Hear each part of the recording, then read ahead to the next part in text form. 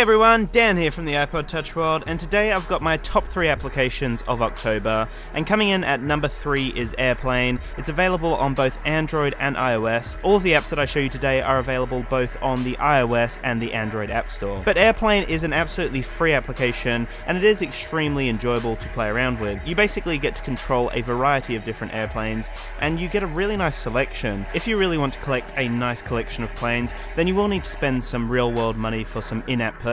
For the free standalone app, there are a variety of planes, and I feel that even if you're not willing to spend the money to get the new planes, then you definitely will experience a fair bit with this app.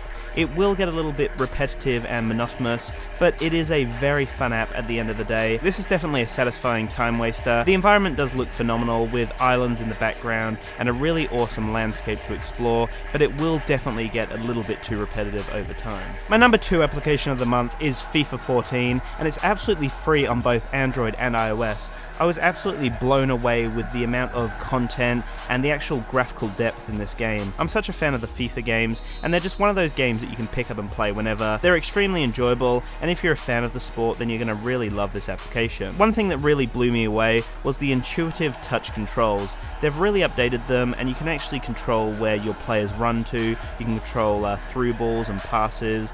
You can also control the speed of your shot and the angle of your shot. It's actually quite amazing how fluid the gameplay is. I haven't had any issues with it, and it's a really satisfying game to pick up and play. You definitely get to experience the strategic element of playing this game on your iPad, seeing as you can see the majority of the field, and you can actually control where each player is going to run to. You can actually plan each player as it comes along, and it's definitely satisfying being able to control the entire FIFA field and all of your teammates. This is a really great app with lots of content crammed into it, and you're definitely going to get a lot of gameplay out of this one. If you want extra gameplay, you can also purchase extra modes in an in-app purchase, but it definitely has a lot of content as a standalone free download. Now, my number 1 application of the month is called Sprinkle Islands, and this app really blew my mind. It is a paid application. It's $1.99 in my local app store, but it's definitely well worth a look. The one thing that really blew me away was how realistic and fun it was playing around with these incredible water physics. They've also got some other really awesome physics at play here,